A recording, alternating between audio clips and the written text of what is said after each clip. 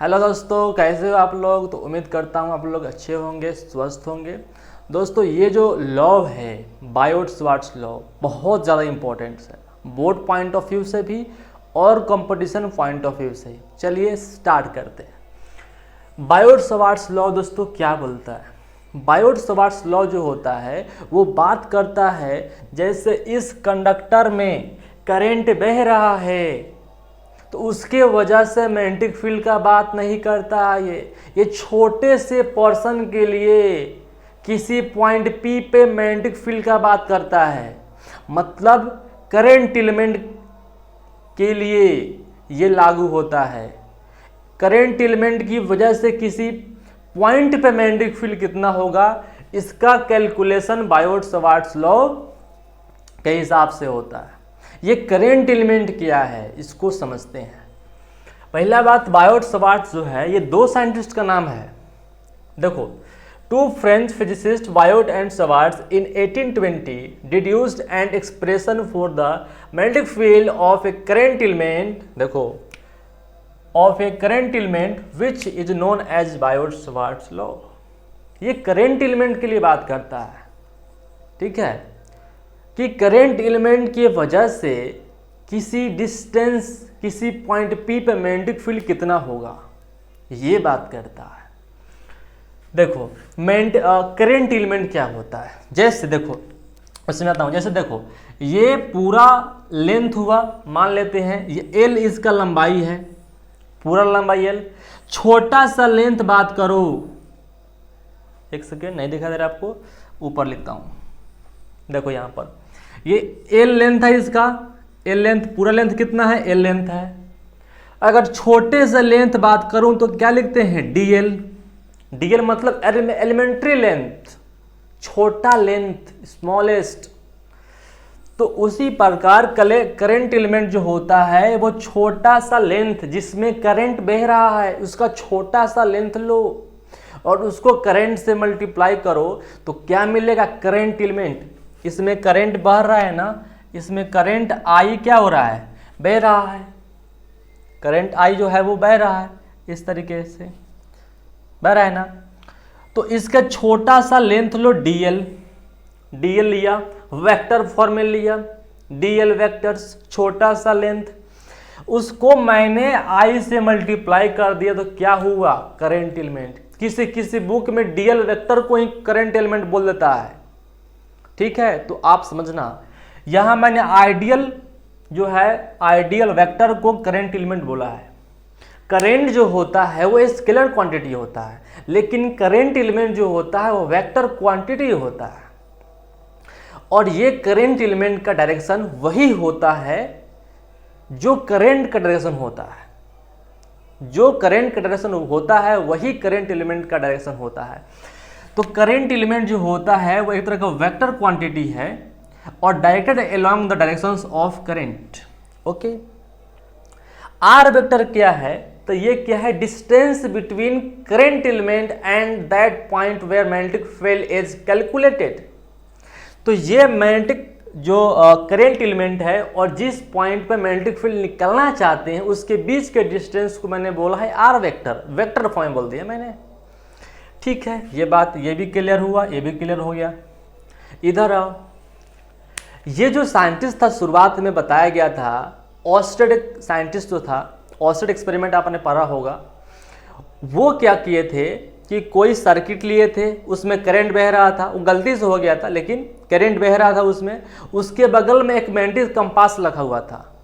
तो जब करंट बह रहा था तो उसमें मैग्नेटिक कंपास के निडल में डिफ्लेक्शन हो रहा था। फिर उन्होंने और उस पर काम किया तो पता चला कि उस मैग्नेटिक कंपास को जितना पास ले जाते हैं उसके अंदर डिफ्लेक्शन उतना ही ज़्यादा होता था। इसका मतलब जो करंट कैरिंग वायर की वजह से जो मैग्नेटिक फील्ड प्रोड्यूस हो रहा है ना, वो डिस्टेंस पर डिपेंड करता है कि जितना ज़्यादा पास लाते थे मैग्नेटिक फील्ड की इंटेंसिटी, स्ट्रेंथ बढ़ता है और दूर ले जाने पे घटता है। लेकिन वो किसी मैथमेटिकल कैलकुलेशन तक नहीं पहुंच पाए। बायोट-सावर्ट्स लॉ इसका कैलकुलेशन कर सकता है कि कितना होगा, इस पर काम करते हैं। तो जो मैग्नेटिक फील्ड देखो यहाँ पर according to Biot Savart's law magnetic field due to current element के लिए बात करते हैं। ये पूछ सकते हो ऑब्जेक्टिव में कि मैग्नेटिक फील्ड जो निकालते हैं बायोट-सावर्ट्स लॉ के हिसाब से वह पूरे कंडक्टिंग करंट वायर की वजह से नहीं बताता है, वो छोटे से करंट एलिमेंट के द्वारा मैग्नेटिक फील्ड का कैलकुलेशन करता है। ठीक है, तो देखो यहाँ पर वही बात लिखा हुआ है, मैग्नेटिक फील्ड का जो मैग्नीट्यूड होगा वो करंट एलिमेंट के डायरेक्टली प्रोपोर्शनल होगा।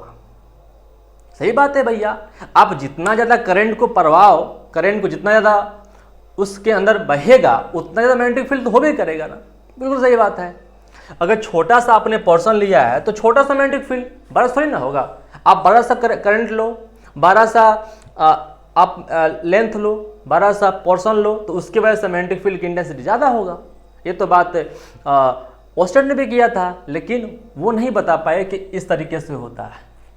ठीक है, यहाँ पर देखो मैग्नेटिक फील्ड का जो इंटेंसिटी जो होगा, ये मैग्नीट्यूड जो होगा, वो जो distance between current element and that point magnetic field is calculated जो है, उसके बीच के डिस्टेंस के स्क्वायर के इन्वर्सली प्रोपोर्शनल होगा।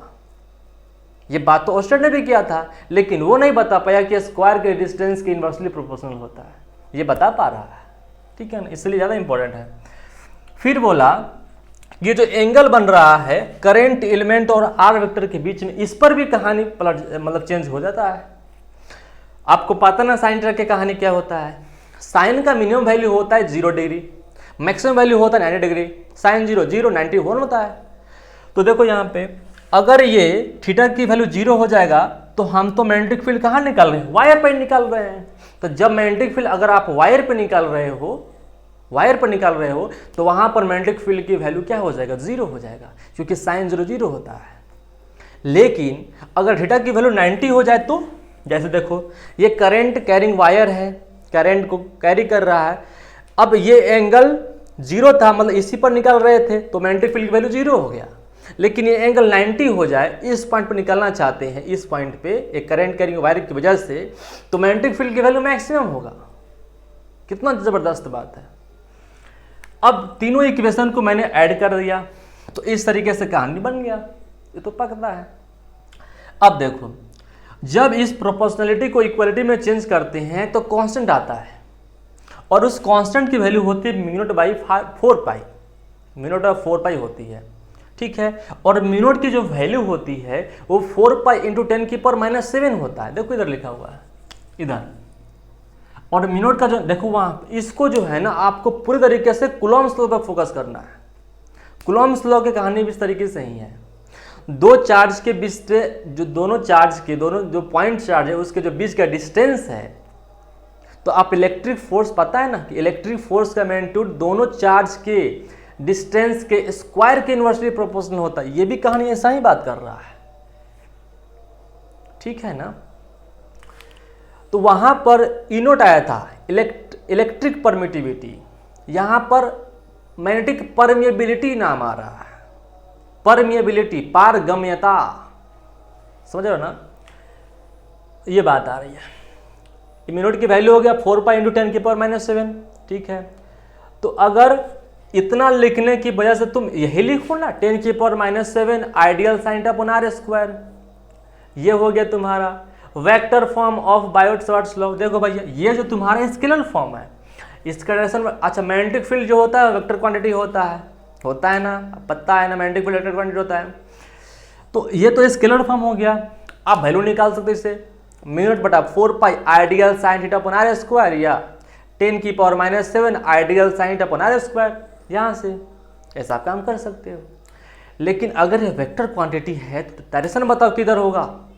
तो देखो vector form of Biot Savart's law, छोटा सा मैग्नेटिक फील्ड। अच्छा यहाँ पर ध्यान दो, यहाँ पर आइडियल इसको हटाओगे तो आइडियल तो तुम्हारा करंट एलिमेंट है, और करंट एलिमेंट एक वेक्टर क्वांटिटी है भैया। करंट एलिमेंट क्या है, वेक्टर क्वांटिटी है। अच्छा यहाँ पर जब साइन थीटा आ रहा है, इसका मतलब दिमाग में खट दिन आ रहा होगा कि ये कहानी क्रॉस प्रोडक्ट हो रहा है। ऐसे भी क्रॉस प्रोडक्ट से तो वेक्टर क्वांटिटी ही ना मिलता है, तो magnetic field is a vector quantity. समझना ध्यान से भैया, स्केलर फॉर्म हुआ भैया। अब देखो इसको मैंने क्या किया है कि अगर इसी को यूनिट वेक्टर से मल्टीप्लाई कर देंगे तो हमको वेक्टर तो मिल ही जाएगा ना, कि किसी स्केलर को यूनिट वेक्टर से मल्टीप्लाई करते हैं तो आपको वेक्टर मिल जाता है। सेम काम यहाँ पर करना है। इसको मैंने अगर आर वेक्टर से मल्टीप्लाई कर दे और उसी के मैग्नीट्यूड से डिवाइड कर दे तो काम मेरा बन जाएगा। जब इसको आर से जब मल्टीप्लाई करेंगे तो क्या हो जाएगा, आइडियल, देखो आइडियल क्रॉस आर कर दिए और फिर उसी के मैग्नीट्यूड से डिवाइड कर दिए तो आर स्क्वायर तो पहले से था। एक सेकेंड, देखो मिनट का नाम क्या होता है, परमिलिटी ऑफ फ्री स्पेस, ये डीवी, ये स्केलर फॉर्म। यहां से मिनट की देखो यहाँ पे मिनट की वैल्यू कितनी होती है, 4 पाई इंटू 10 की पावर -7 होती है ना। आप यहाँ लिख दिया 10 की power -7, ideal sine upon are square. Vector form of Biot Savart's law का बात कर रहे हैं, ये स्केलर फॉर्म है। इसको मैंने आर वेक्टर से मल्टीप्लाई और उसी के मैग्नीट्यूड से डिवाइड कर दिए तो आर स्क्वायर तो पहले से था, इसको आर से मल्टीप्लाई कर दें तो आर की हो गया और आइडियल क्रॉस आर करवा दिए, क्रॉस प्रोडक्ट करवा दिए। तो यहाँ पर आपको वेक्टर फॉर्म में आपको मिल गया बायोट-सावर्ट्स लॉ। ये भी ऑब्जेक्टिव में पूछ सकता है कि बताओ बायोट-सावर्ट्स लॉ का वेक्टर फॉर्म कौन सा होगा, ऑप्शन दे देगा, आपको पहचानना होगा। ठीक है, तो कंफ्यूज नहीं होना है, कंफ्यूज नहीं होना है। मैग्नेटिक फील्ड का इस यूनिट क्या होता है, टेस्ला होता है, ये भी पता होगा। इसका सीजस यूनिट जो होता है वो क्या होता है, गॉस होता है। और 1 टेस्ला इक्वल टू 10 की पावर 4 गॉस, ये भी पता होगा आपको। नहीं पता है तो इसको आप लिख लीजिए, बहुत इंपॉर्टेंट है, इससे जरूर क्वेश्चन आएंगे, एकदम 100% गारंटी। एक और बात देखो, हाँ यहाँ देख तो आप पता है क्रॉस प्रोडक्ट में आपने पढ़ा होगा कि ए क्रॉस बी डायरेक्शन कैसे निकालते हो, राइट हैंड थंब रूल से। जैसे देखो आप क्या कर रहे हो, यहां पर देखो क्या कर रहे हो, आइडियल क्रॉस आर कर रहे हो। तो पहले किधर, पहले कौन लिखा है, आइडियल लिखा, तो पहले उसी की तरफ फिंगर करवा दो फिंगर्स, और उसको कर्ल करवाओ, और ये जो थंब जो होगा वो बताएगा डायरेक्शंस ऑफ मैग्नेटिक फील्ड। देखो यहां पर देखो भैया, यहां पर देखो ये जो है दिया हुआ है ना, तो आइडियल डायरेक्शन कौन होगा, जो करंट का डायरेक्शन होगा, तो उसके तरफ फिंगर रखवा दो।